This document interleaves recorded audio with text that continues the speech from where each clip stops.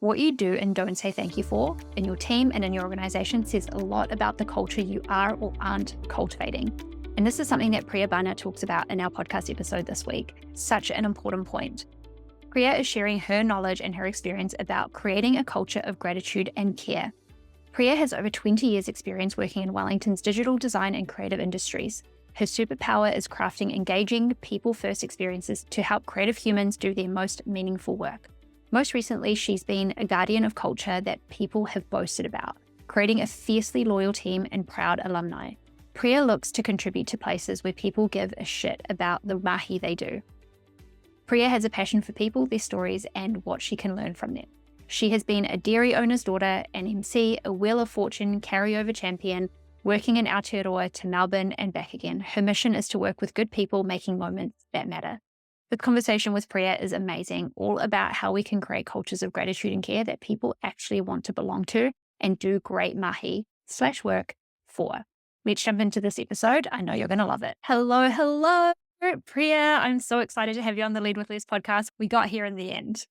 Finally. Been waiting so long and I've been so hyped. So I'm so stoked to be on the call today.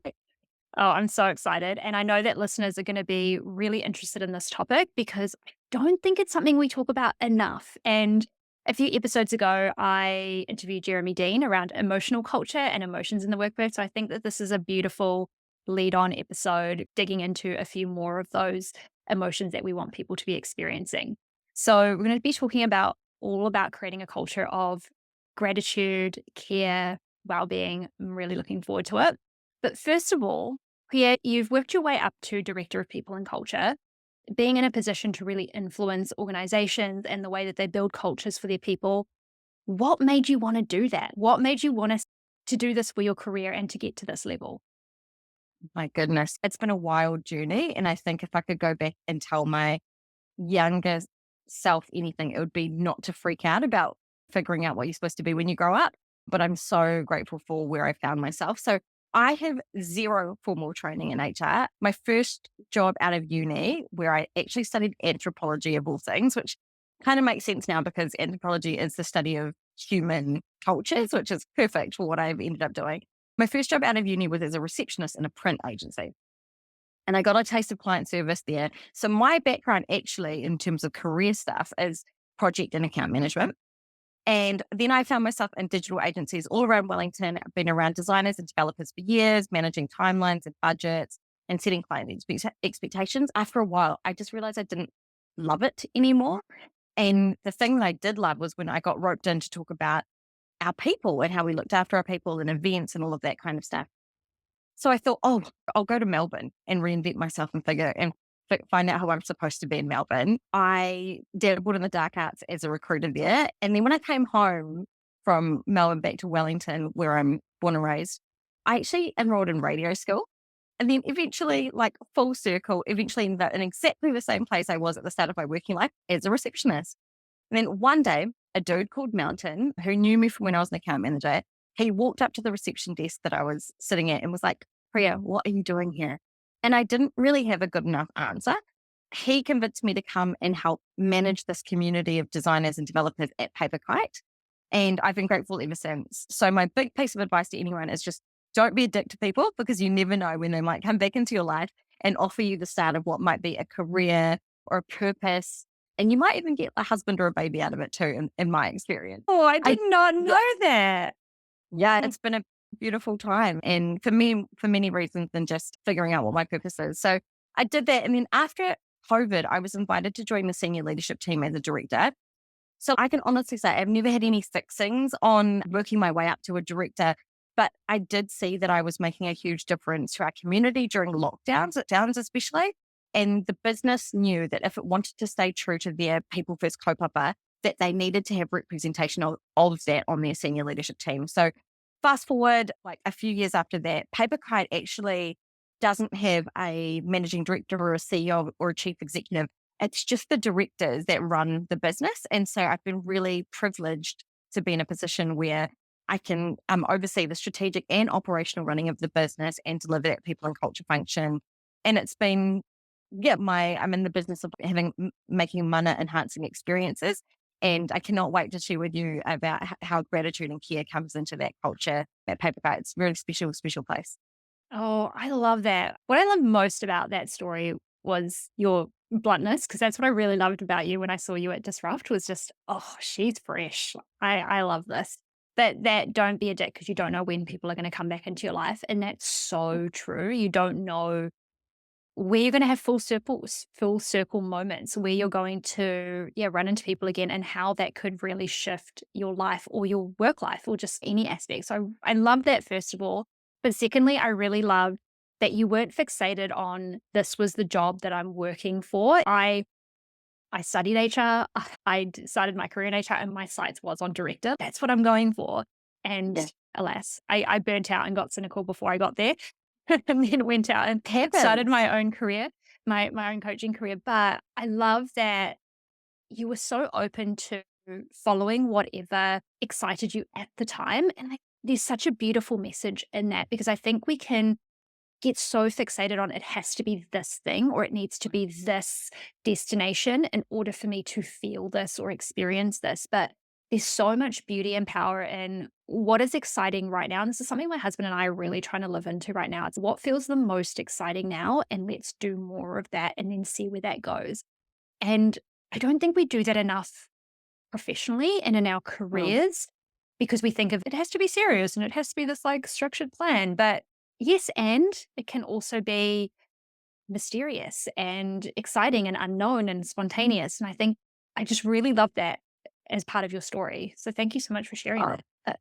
my pleasure. And yeah, if I could, like I said, if I could give anyone any advice, a young person or someone coming into their career or partway through their career, or thinking, oh, is this the career for me? Just try something different and learn what that means for what you don't want to do. There's so much value in figuring out what you don't want to do, so it can help get you closer and closer to what you do want to do. And the only way you're going to figure that out is by giving it a crack. And for such a long time, I thought that I was a failure in that regard, that I didn't have this linear pathway, or that I couldn't see a pathway. Yeah, if I could go back and tell myself anything, it would be like, just chill out, Pri. Everything is going to work out and you are going to, every single experience that you have, even at the time, if you felt like it wasn't worth it, it will teach you so many valuable lessons and you will meet extraordinary people that will come back into your life. You just said it. We met at Disrupt HR and we barely interacted because we were both focused on things that we had to do at that time. But I've met so many people out of just that one meeting. And I'm so grateful for that. I'm so grateful for connections. But yeah, don't be a dick. That's a huge piece of advice. I love it.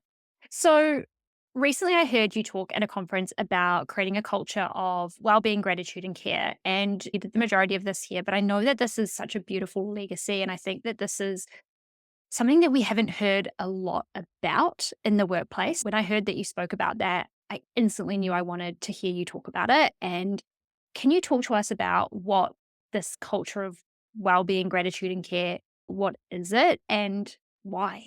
Why Oh my gosh. why is that something you wanted to do? Yeah, I think about this, man. I'm fascinated with culture. I'm fascinated with what it is, how it's created, how it permeates, how it evolves. I'm like obsessed with it. So where that conference talk came from was this, my obsession with this question, which was, how do we hold on to our people, attract keepers, and create ambassadors from our alumni? So I've been obsessed with that because I think if you can unlock that, then you basically have just nailed figuring out your culture. So at Paperkite, how we did that was being deliberate about designing experiences, rituals. I like to use the word rituals, and initiatives that support the people that work there. And some of the things that we put in place won us like a series of awards, which I'm really proud of. We won this culture award, which recognized like top 100 most rewarding growth companies to work for in Aotearoa. We won an organizational wellbeing award from Vitae, and one of our leaders, I nominated him to go for a Southern Cross Wayfinder award, and he won. And I think the initiatives that helped win us those awards had these themes of, and I didn't know them at the time, but upon writing these nominations and receiving these awards, I realized that they had this common thread, these themes of care and well-being and gratitude. And we put all of these initiatives in place, and underlying that as a foundation of our values, gratitude and well-being all weaved in. So, for example, we a lot of care into their hiring and recruiting and onboarding, making sure that we look after people before they even start. And I think that is so important. First impressions count. the taste that people leave in their mouth when they leave you is really important. So really thinking about that deliberately. Paper Kite cared so much about teams' well-being that just before I had Jay, our baby, my mic drop moment was I completely changed the leadership structure at Paper Kite. So now every person has two people supporting them. One person that helps grow and level up their craft of their discipline. And then we have a people coach, which supports that holistic well-being of each person. So people really feel seen and heard as whole beings, which I think is really unique and really special. I'm really proud of it. The other big thing is that we're continually giving thanks at Paper Kite. So one ritual we put in place is that we invite our people to share who or what they're grateful for at the end of every single week. It's like a super wholesome way to not only end the week, but to reflect and connect with your colleagues as real humans, but also that you are part of something bigger than yourself. And I think giving gratitude is a huge way of doing that. Now, all of that stuff is going to sound really kumbaya, but it's not. It sounds a bit culty, but it's not like that. It's not all day long. We're just like dancing around a maypole and like making each other daisy garlands. I think it's a really important thing to practice that at the end of every week, we can say, put your hand up if you've got someone that you want to shout out this week. And it's as simple as that, but it is so wholesome. And I've seen that weave all the way through from the first day right through to people's last days. And I couldn't be prouder. Yeah. Does that kind of give you like a sense of that culture of well-being and gratitude and care? Absolutely. Absolutely. And isn't it so funny how you had to say, oh, I know that maybe sounds like it's not like we're running around going around the fire going kumbaya, or this Yeah. might sound like a little bit culty, but isn't it funny that's where our disclaimer goes? Because we are so conditioned of work is work. We don't feel, we like just come into our jobs.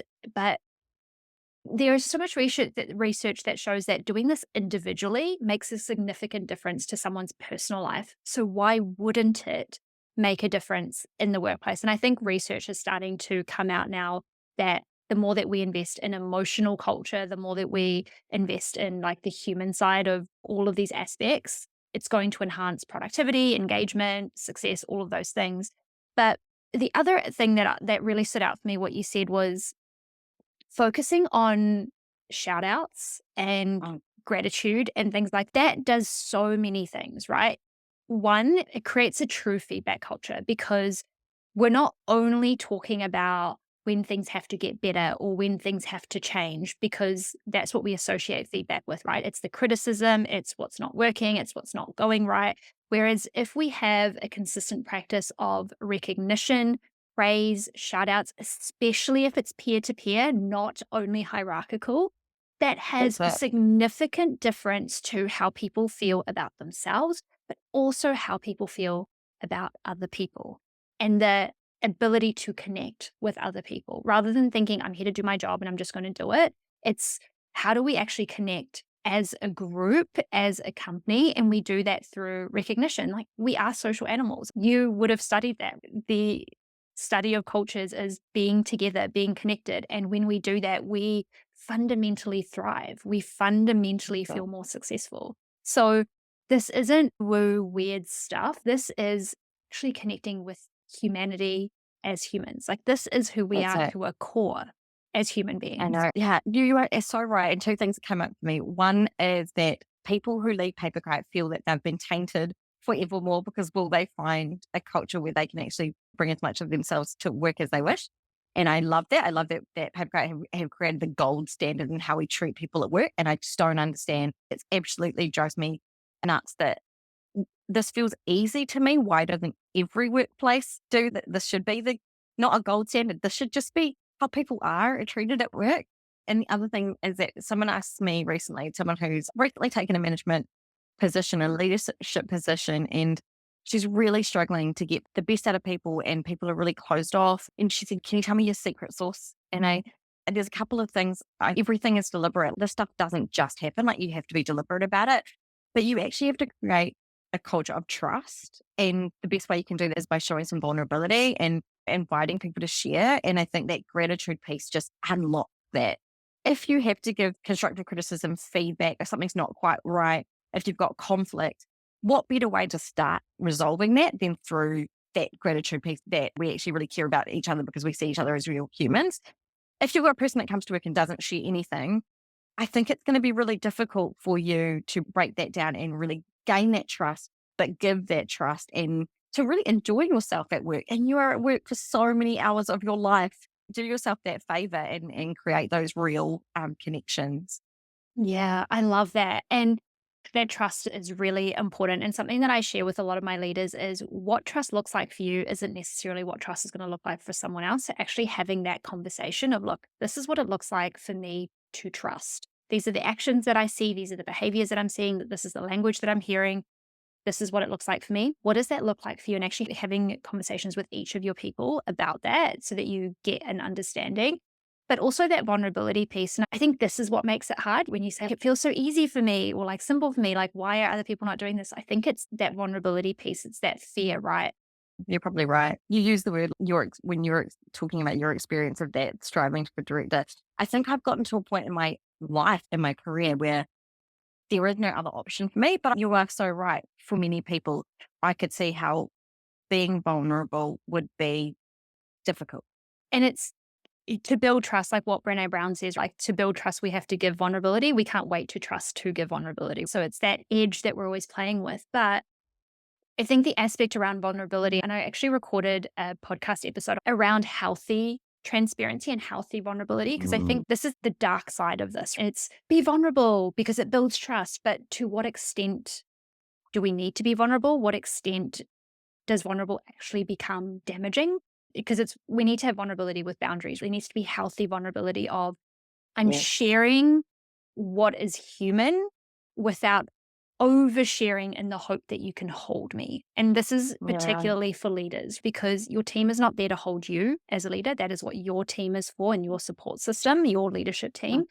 There has to be enough that your people can connect to you as a person. So I think it's not Yeah. be vulnerable, like show all parts of yourself in order to build trust with your people, but share what is appropriate and what is going to help you build the connection with that particular person or those particular people in your team. And I think if we can think about it in that way, appropriate vulnerability, healthy vulnerability, supportive vulnerability, I think that can help to Oh, reduce some of that fear of, oh my gosh, I have to share everything about myself. Actually, please don't, because that can actually damage some relationships. But think about what's appropriate in that context that's going to help build trust with that group of people. Because it's that fear that I think is what makes this seem not easy. such sage advice. Love it. Absolutely love it. I've written it down. Appropriate, healthy, and vulnerability with boundaries. I love that so much. Yeah, and it's a practice, like with everything, even what you're talking about here, creating a culture like this is a practice. And I guess my next, I think we've already talked a little bit about this, but why gratitude and care in Mm. particular? Why those two emotions? And what have been, other than what you've already shared around people feeling really supported, like what have been some of the other benefits of intentionally creating a culture like this? Yeah. And I think heaps of what we just talked about in terms of appropriate and supportive and healthy vulnerability is going to come up. So I've been thinking about this a lot. So if culture is about ideas, customs, and social behaviors of a group, I think having core values is maybe the ideas part of that trifecta. So values to me are the core principles, regardless of your role or your standing, that people can look to guide your every working day. Customs are the rituals that we put in place, or what I like to call moments that matter. I feel like moments that matter is having a bit of a moment of itself. So moments that matter. And using that same definition of culture, the social behavior part, how we want people to operate is how those emotions lead how they act. So, for example, places I've worked, people act with care. They're mindful about behaving in a way that preserves their own sense of well-being, and we uplift others. We give thanks. We're grateful. So, gratitude and care in particular, and being mindful about well-being, for me, means that we're being intentional about seeing people for who they are and where they are at any one moment. So, we, like many other businesses, invite people to bring as much of their whole selves as they wish to work. So, like I used to say, I used to preach, bring your whole self to work. It was just like a big mantra of mine. Oh, bring your whole self to work. But to speak to everything that we just talked about, actually, we want people to have agency in that, and we want people to have really good boundaries. And not everyone will, or not everyone can, well, not everyone wants to bring their whole selves. So that invitation changed to bring as much of your whole self as you wish. And that way you can maintain your own boundaries and what that looks like for you. And so for me, the key benefit of having a culture of care and well-being and gratitude is that your workmates connect and bond with each other. That creates trust, which turns into care. That turns into gratitude for the support and the help and the collaboration that comes from all of that. And ultimately, it actually has a great business return. You touched on that as well. The results are a team that cares about bringing out the best in each other, working on meaningful mahi, and not letting each other down because they believe in each other and what everyone is trying to achieve for the business and for our clients as well. So it actually works across many planes, and that's why specifically gratitude and care is two big focus areas, because we've seen the results at an individual level, as a team level, and a project level, and for our clients. So it's bloody win, mate. Oh, I love that. And I absolutely love that you reflected and really shifted your own ideology around authenticity and bring your whole self. Bring as much of yourself as you wish. So beautiful. And I think culture is what the organization wants to intentionally create. It's like you either just get what happens or you intentionally choose to create the culture that you do want. And there needs to be that freedom of agency within that. This is the culture that we want to cultivate. This is what's important to us. This is why it's important to us. This is the level to which we need that engagement in order for that culture to happen. And you still get to have that agency around who you are and what you bring. And I think that's so important because if we start to push, be authentic, be your whole self, and people, for whatever reason, don't feel comfortable to, feel unsafe to, if we push too much in that, we're actually going against that culture of gratitude and care and being mindful of well-being. What is it that we're really wanting from this? What is the purpose that we want all of this to serve? And how far do we need to go in order for that to be fulfilled? Because sometimes we can think that it has to be all or nothing in order for this to be deemed as working or as successful. But actually, I don't need every single person on my team to be absolutely vulnerable and open all of the time, because that can actually be very distracting, or that can act like what we talked about before, can be quite damaging in relationships. But to what level do we need it in order to function highly as a team, to feel connected as a team? And that might be elements of maybe some subcultures. Did you see any of that happening? So you had the overall culture there. Were there any subcultures that happened within teams on the ways that they connected to that overall idea or that overall Yeah. philosophy? Yeah, I'd love to know that. Yeah. So I know I didn't ask, I will talk a little bit about what it looks like in practice, like what does a culture living up to their intention and their invitation look like in practice. But to answer that subculture thing, that has been one of my most proud moments at Paperkite, is watching culture within culture. At Paperkite, there was this web and platform team of maybe 2 or 3 people, and over time it's grown to maybe 8 people or so, and just a special unit of their own. And they get together for their discipline team meetings, and you just hear just laughter, and they go out for lunches together, and it's like they speak almost their own language, and they've got their own sense of shared stories and connections and banter and inside jokes. And I love that for them, because they've created something strong within themselves, and they know that they've got each other's back. And that's a subculture within our wider culture where we all have each other's back. But that web and platform team, I've been so proud that they've taken and weaved that care and gratitude and being into just their own special little group. And so I see it all the time, and I could not be prouder. You go off and do your own little thing if it makes you feel connected to something, to purpose and place and mission. And that makes me so happy. And so, yeah, I want to talk a little bit about, you asked about what the results are and how it looks like in practice. It looks like a team that fully supports each other. The thing I'm most proud of at PK is creating a culture where people feel safe. Safety is so integral. It's safe enough to share who they are with others, safe enough to be who they are in our 4 walls.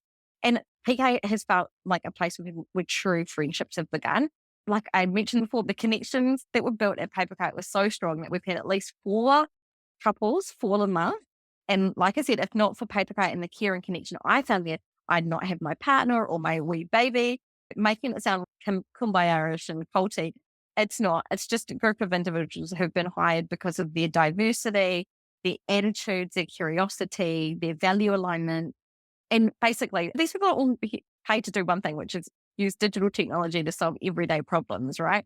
We've just found a way to do this really well because of that culture of care and gratitude. The thing that I had been contemplating a lot when I was writing my submission for a conference recently is what are the clues we can find in our culture? And when you think about what you're thanking your people for at work and how frequently that gratitude is happening, that offers a huge clue about your workplace culture. So, for example, like if you're constantly thanking people for pulling overtime or doing late nights, then that's really representative of the culture you're creating. But if your team is expressing gratitude to each other for getting together or peer coding on something or collaborating on a document or delivering a tricky feature together, or the example I always like to give, the homemade cheesecake that was brought in to welcome someone back from leave, that's really your culture speaking. And of course, if you're not giving thanks at all, that says a lot about your culture too. So I think businesses should examine what they're actually saying thank you for, because it could give a real clue about how their culture works together and how people might be really feeling about working there. Yeah. So hopefully that can give you some ideas. I feel like people falling in love and feeling comfortable to come out at a workplace, to feeling safe.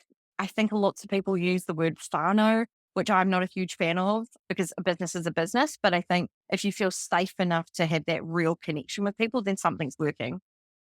I love that. I really love the point of examining what's happening most frequently.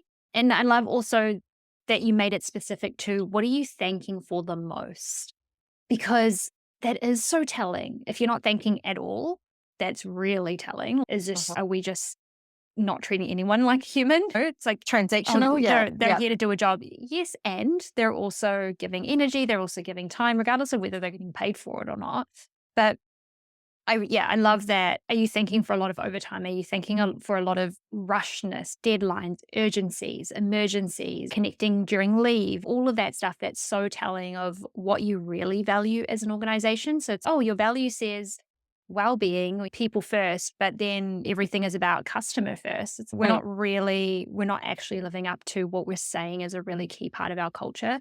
I really love that as a pay attention to. And even just as a leader listening to this, like just do this with your team. As a That's leader, it. what are you saying thank you for the most? How often are you actually hearing it as part of the conversations around you?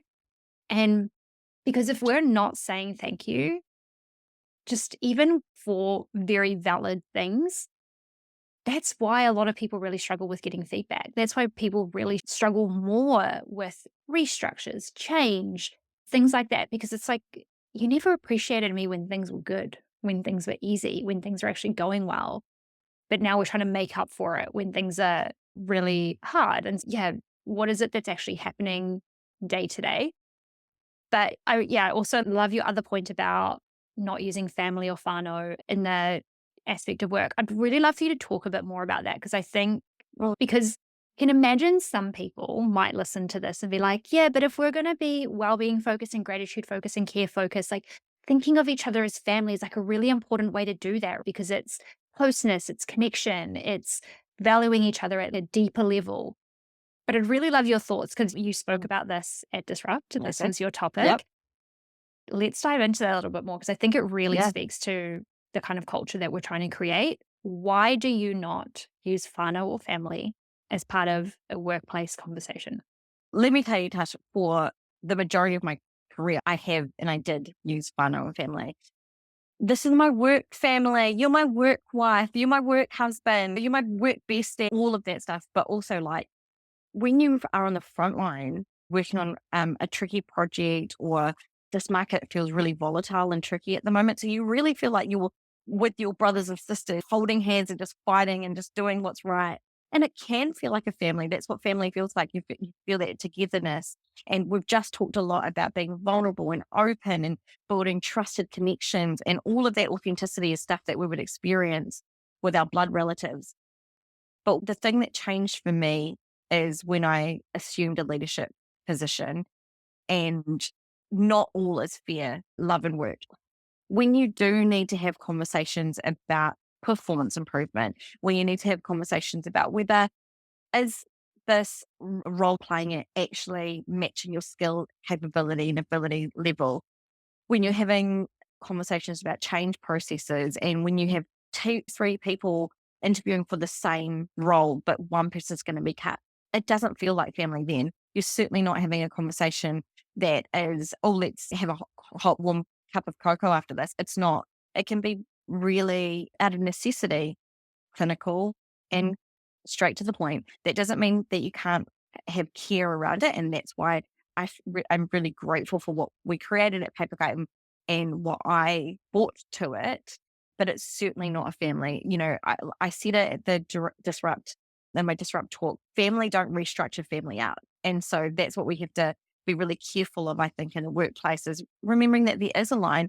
I don't think that there's something special here about honoring your real family. You and I have created humans and they are our real family, and having a really healthy boundary. I think a little bit later, we're going to talk about this. I've written it down as a note that I wanted to bring back up, and we'll bring it back up later, but making sure that I'm present as a mum and as a partner and giving my energy to my family is just as important as giving myself to work. And actually, one doesn't work well without the other. So if I'm not showing up at work and feeling like I'm high performing and high functioning and making a difference, then I'm not going to be a good mum. And equally, if I'm not getting that love and that care and that softness and that ability to feel like I'm making a difference in being a mum, I can't bring that to my mahi.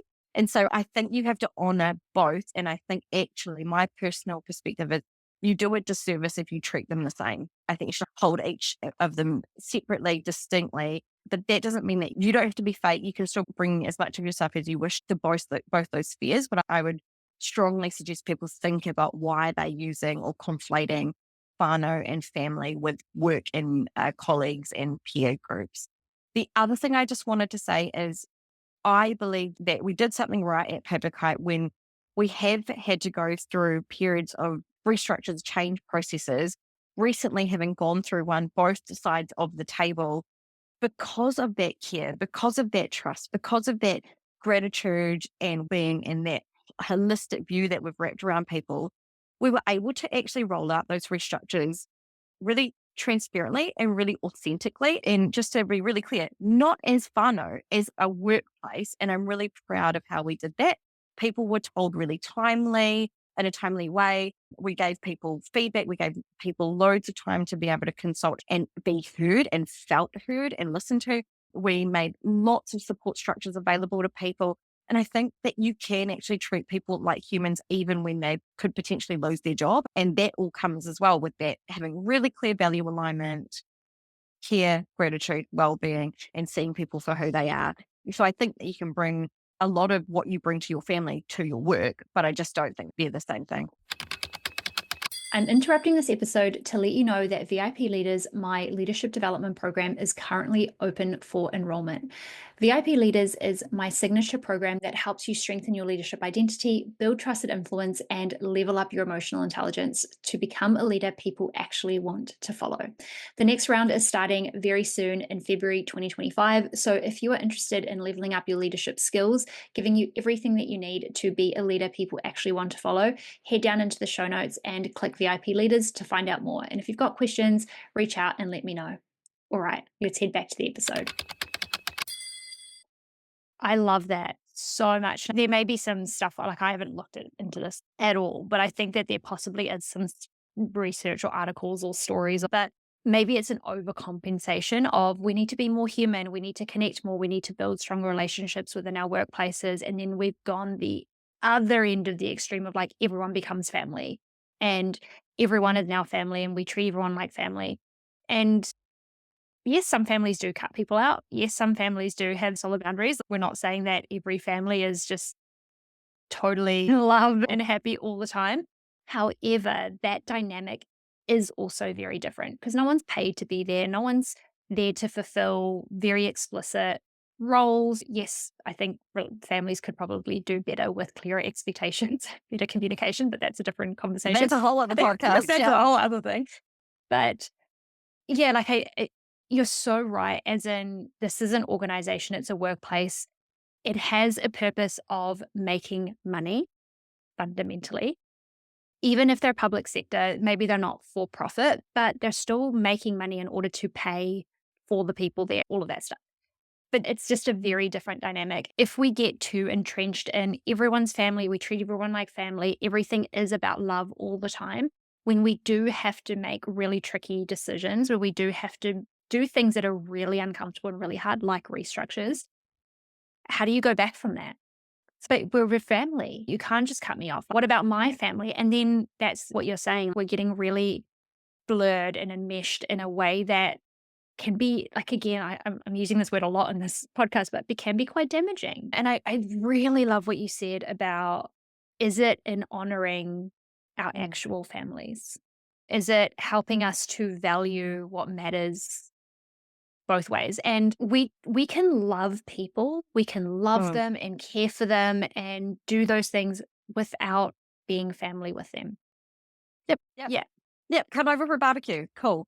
Will I take a bullet for you? Like, I certainly would for my kid. I'm not sure if I would for my wonderful, beautiful, I don't know, designer. And yeah, and we've got special places in people's lives, but it doesn't have to be the same as a family. Yeah. I mean, Yeah. my opinion. Oh, absolutely. We're all here for opinions. And Yeah. I think it's also coming back to the intention when we're using words like family, when we're using ideas or ideology or beliefs like that in our cultures, what is it that we're really trying to do? What is the purpose that we're really trying to serve? And is this the best way that we do that? Is this actually the best fit for how we do that? Because and maybe that is maybe part of this misconception when we're using words like love at work and gratitude and care or emotions, even with the work that Jeremy Dean does. Maybe that's the misconception. As soon as we're bringing those emotive words in, it starts to feel wishy washy. It starts to feel too emotional. It starts to feel this is the stuff for family. Actually, no, because we're still human to human. We're still building those relationships, that connection. I love everything about what you said there. And I really resonated when I heard you talk at Disrupt. I haven't come across it being so explicitly talked about. I don't like that this is used, or I don't choose to use this because my background in HR as well, change processes fatigued me to the point where I just became so cynical. Yeah. We're making such short-term Understandable. decisions for not in the hope to get some long-term gain, but we know it doesn't work. And we're seeing it happen right now in our economy here in New Zealand as well. And if I think back, if there was any family used, I feel like I would have gone cynical way faster, way quicker, because it would have felt so incongruent to what Mhm. that word really means and what it That's it. really That's comes it. to. That's exactly it. Yeah. I feel like I've got a little bit of time and space at the moment. And my disrupt talk, which was how to rub salt in an organizational change process wound. I'm wondering like whether shower thoughts. And today in the morning in my shower, I thought maybe I could do like the, what do you call it? Inverse of that. It's the inverse opposite of that, where it's like how to rub soothing aloe vera in an organizational change, I don't know, like a scab or something like that. Because I think that I think that there is ways of doing it really well as well. Mhm. And so I might challenge myself to figuring out, particularly being on the other side of that table, the person that is receiving the information that their role, could be impacted and disestablished. I definitely have got some more insights being on the other side of the table about what it means for an organizational change process to feel good and Mhm. kind and caring. Yeah, so I think I might challenge myself to that, and I really appreciate it. I wanted to be controversial so that people would stand up and listen in terms of some of the stuff I said, but I do believe that it goes unsaid, and I'm all for words in that way. I do think it can be damaging if we refer to each other as a family, as a whānau, and I can think of plenty of examples where that might not be taken, especially when things start getting tricky, like you said, where it might not be actually helpful. Yeah, Yeah. absolutely. And I've gone through restructures. I've been made redundant before, and across from me, the MD is crying. And I'm like, Mhm. really? I'm losing my job here and you're crying? And livelihood, and it's going to Yeah, impact my real family. Yeah. yeah. I was like, okay. And then all of that. And this is where like culture is really important. Like what has been my experience up until this point is going to really determine how I feel in this moment and how I feel moving forward. And that just comes back full circle to what you said around people at PK now feel tainted because, oh my God, do I ever want to leave? Because am I going to have a culture like this ever again? But if they've had that care, like you said, going through that change process, it was received in such a different way with so much more compassion, understanding, care, love, if we want to use that word. Yep. Because I've been treated so well up until this point, because our culture is so grounded in care and gratitude, they have very good reason to why they need to do this. That's You like know, I it's like so my considered, it's so thought through that I don't have animosity to this process. that's my departing words that I wanted to leave with the stayers. And there's a real thing about stayers guilt as well. You see a bunch of your colleagues' jobs be disestablished. There's a real thing about what's left. We're so proud of what we've made here together and carry on this legacy. There'll be people that get rehired, treat them as you've been treated, take what we've created together and keep going with it. That's a legacy. And that's such a joy that you guys get to carry this mantle now. So go forth and excuse my bad language, but just don't fuck it up. And I'm so proud of that legacy that they get to carry this on. And there are people who are joining the workforce and have terrible examples of leaders, terrible examples of culture, be treated as a number, clock in, clock out. And that's not what I want for people joining places I've worked. We have got the ability to make that not like that for them and create that gold standard wherever they go. And so they can always compare it to, oh, do you know what? I really felt seen there and I really made great connections there. And gosh, I did my best money because I was myself. I could be myself. I love that shit and I want that. I really want that. And yeah, regardless of whether you stay or whether you go on a restructure, think about what is that legacy that you can help carry forward as well and pay it forward. I love that. Yeah, I love that too. So good. All right. So we've talked about how do you know when you're living into this intention, what it does look like in practice, but you may not have had instances like this. I don't know. But how did you or how do you deal with or manage when this culture isn't going the way that it's intended, when people aren't living into this? Like, yeah, what happened or what Yeah. did you do?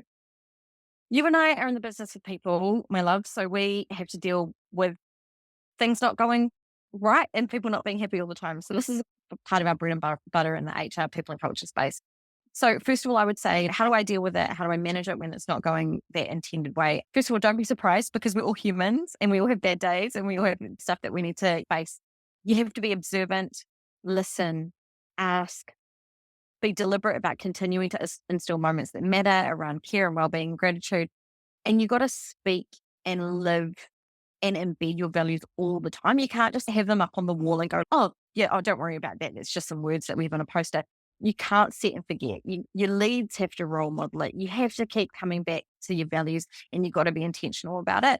And so when you don't see care and gratitude happen, it shouldn't be a surprise. You should be able to quickly ascertain why it's not happening. And often when the culture's going through like a rocky spell or faced with some sort of adversity or challenge, as we know right now in market, client projects just aren't there or are gone on hold or the money's just not coming in, or maybe even just one person that's spoiling it for others or not showing up or a change is going on for them, it's probably because there's a value misalignment there. So going back to your values and being really observant and going, something's changed here. Can we point to something there? Because most likely than not, it will come up in those values. If you've got values that are strong and that people can point to and really resonate with. And how I manage it is by talking about it. I have always loved Paper Crate's values. So tell the kind truth. And another one is embrace our collective genius. And another one is find the why. Because we've built connection and trust in here and we express our thanks to each other, we already have a foundation to have challenging or, as loads of people call them, courageous conversations, whereby if we keep people's well-being at the center, I like to call it pure heart rule. If you keep everyone's well-being at the center and you have a mana enhancing conversation about what's going on for that person, or delving into why it's straight off course, or a project straight off course, or a client, or even at an organization level, like what's going on here that things don't feel like it used to, we can just be really kind and truthful about it and together you course correct. So I think having that foundation is really important, but also those values that I spoke to can go, yeah, we aren't telling our kind truth. We aren't embracing our collective genius. We're not finding the why. Maybe those are some of the reasons why we've strayed. I like to say that because the values that we've created, we can manage and deal with situations as they arise, as long as you come from a place of doing what's right for each individual. And I think as leaders, you have to say, and this is that whole distinction again between whānau and business. Yes, what are we doing that's right for the individual? But what is right for the business? What is best for the business? If you can always keep that in the front of your mind, I think you can be super genuine and you can actually meet both individual and business. Like you said, we're there to make money. We're there to do a job. You got hired to deliver something. And so I think you can hold both together in a really true way. But again, values underline that piece. So yeah, my biggest piece of advice when people are like, something's going wrong, I'm like, what do your values say? What's the purpose and mission? What's your kaupapa? Why are you there? Talk about that. And that must give you some clues as to where the disconnect is. And then if you've got trust, if you've got rapport, if you've got care, if you've got well-being, you will be able to mend it just with a little bit of time, a little bit of patience, and a whole lot of listening.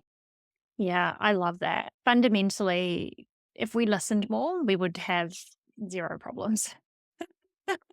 Way 2 less ears, like problems. what they teach our kids, like 2 ears, 1 mouth, use those. Yeah, the ratio is there. Kim Scott, the creative radical candor, yeah, she says you have 2 ears and 1 mouth for a reason. Use your Yep. ears twice as much as you use your mouth. And I was, yeah, so good. Love that. I love all of that. And I think it's always, you said be curious. And I think that's the key part. Like whatever you're observing, whatever you're seeing, it's not 100% of the story. No matter how much Mhm. you think you've seen or how much you think you've heard, it's still not 100% of what is actually happening. So if you are noticing there is some straying, people aren't doing what they're meant to be doing, open up that conversation, get clear on what your observation is, what the impact is, bring that to the conversation and ask what's going on and listen twice as much as you're talking, because then you can decide how you move forward from there. So I love that. Sure. Now, want to make this practical. You've shared some things that, people can start doing, but let's just put them here in together. What are 2 to Yeah. 3 simple and practical ways leaders listening to this episode could start creating a culture like this around them? What are 2 to 3 things they can start doing? Okay, so disclaimer is big apologies if any of your listeners has heard me say this because I feel like I bleat on about it a lot. So I believe as leaders, we need to be deliberate about creating moments that matter. Be deliberate about it. Build it in the experiences people have with your workplace. Really think about, can you afford to start people on a Friday so that they on Monday, all of that bollocks around, new person anxiety and like meeting people, that's all done on the Friday. Have a chill day. You've met people. Invest in the experiences people have with your workplace. Think about things differently to make it easier for people to have a really good time at work. Ask about, create safe spaces so people can be well. I think it's really important, not only creating safe spaces, but like asking people what's going to make you feel safe and be well here and bring as much of themselves as they wish. What's going on in your workplace that maybe is holding people back from bringing as much of themselves as they wish? And finally, you give thanks. It's a big one for me. I like to say, don't do exactly what Paper Kite did. Do what your unique people need. Co-design with them to find out what matters to them, what moments to them. Your business won't be like Paper Kite, nor will your culture. Be curious, listen, experiment, and give a shit about that question I posed right from the top, right? Like, how do you hold on to your people, attract keepers, and create ambassadors from your alumni? I don't think it's enough to go, how do we hold on to the people that we've got? It's about how do we create and attract people to come to us? And when those people inevitably leave because you've helped them grow and they're going to go pass on that legacy somewhere else and grow as an individual, then how are you going to want them to talk about the place that they worked? I think we've got a duty to think about things even beyond your time at your workplace. I have a challenge for your listeners, which is when you finish listening to this podcast and you go back to work, find your happiest team member and get them to write their exit interview. What would they say are their push factors to leave your workplace in this moment? And also, as a leader, what are yours? What are your push factors?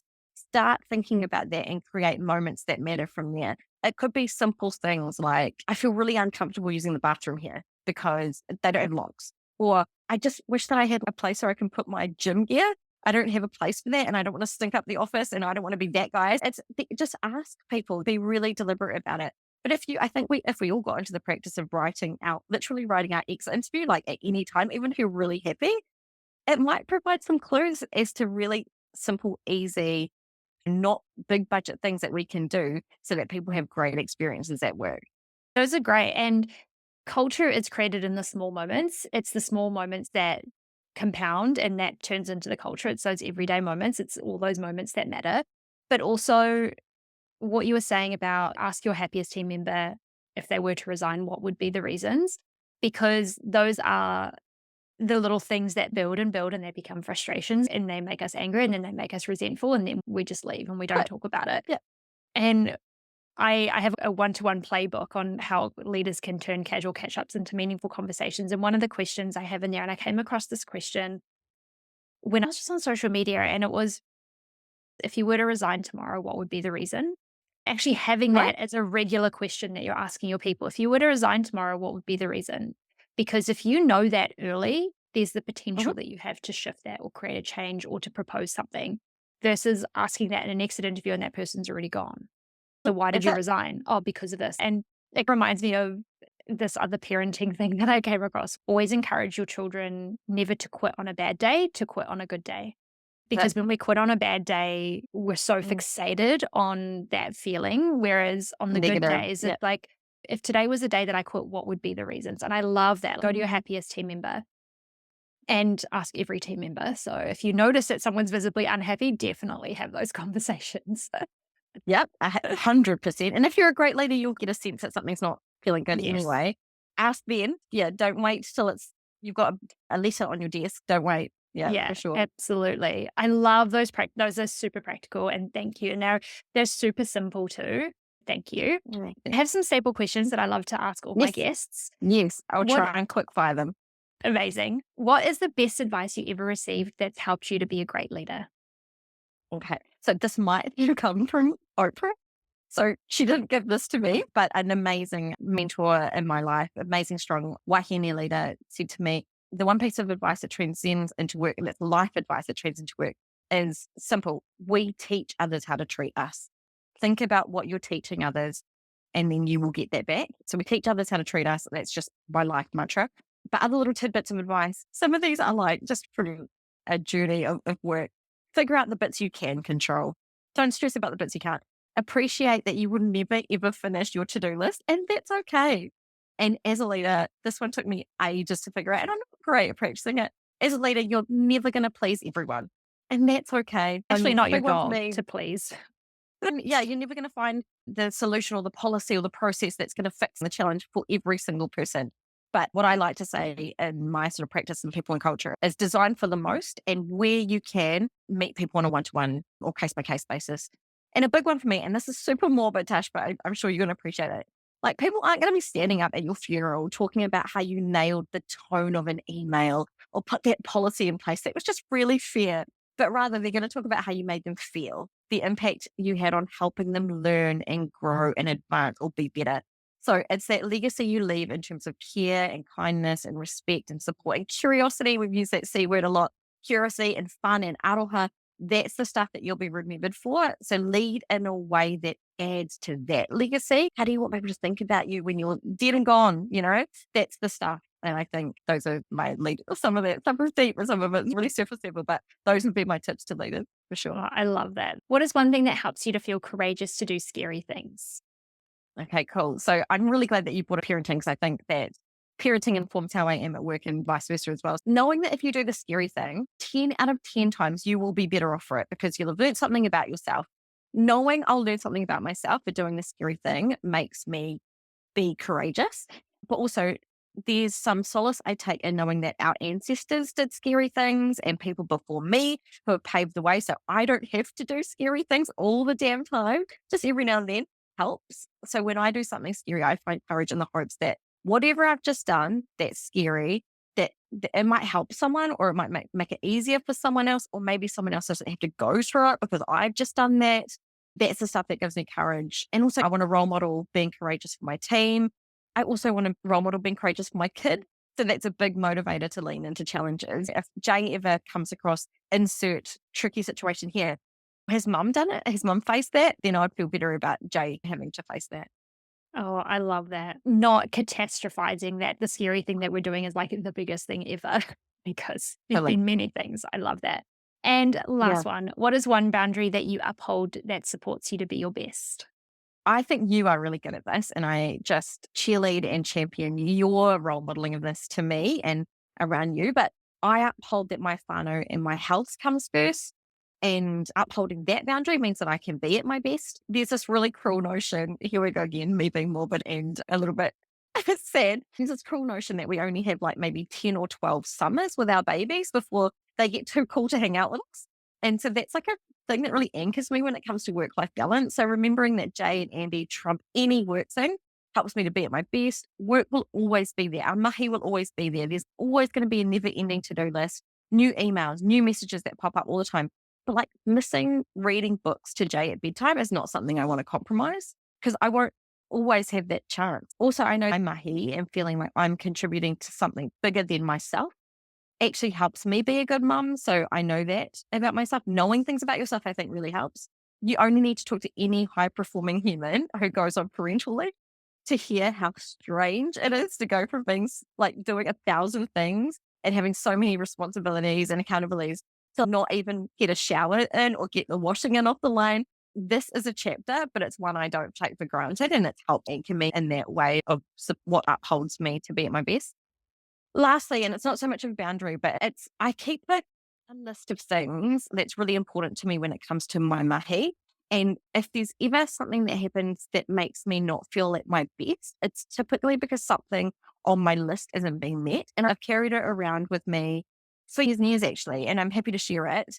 They are feeling as though I'm utilizing a range of my skills, feeling like my skills and knowledge are growing and that I am advancing, seeing that my mahi is important to the team and the company, having my mahi and performance be rewarded accordingly, having responsibility, accountability, and autonomy in my work, receiving feedback on my role and the initiatives I've helped roll out, having pride in my work, having reasonable work hours, maintaining life outside of work, feeling achievement by completing an initiative from beginning to end. I think oftentimes we get hospital passes or like hot potatoes, but actually feeling that achievement of completing something from the beginning to the end, being comfortable with the people I work with, having a range of initiatives I'm really proud to. And then lastly, and this is a big one right now in market, feeling secure and stable in my role and in the company. I think those things, every time I have a performance review, every time I look at a job description, every time I have an interview, I ask myself, am I going to feel these things? Are these things going to be met? And I think those things help support me. Those are all my sticks in the sand and what I can go back to and ensure that I'm going to be the best in whatever I do if those boxes get ticked. So yeah, I hope that helps, Tash. Oh, I love that. And knowing what is most important to you and what helps you to be your best means that you can ask better questions. You're more observant to what you're looking for. So, like in that interviewing process, these are the things that are really important to me. Can you tell me about the initiatives you have in this space? Or can you tell me about if this were to happen, how would you respond to that? What would your management team do? I think it's a way to maintain power in that process, because I think that we give away power far too easily, especially as women.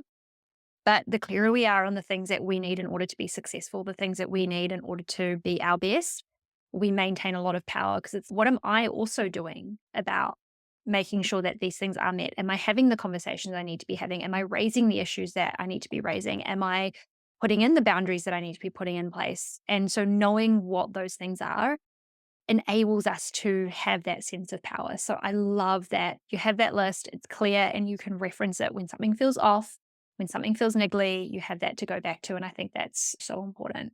If you've got a set of values with which your company lives by and hires by and provides feedback on and all that, why not have a set of values for yourself that when you are just coming through any part of your life, but particularly mahi, that you're not going to compromise on and that you're going to go back to as well. It's just as important. So yeah, I hope that your listeners and leaders can take something from some of that.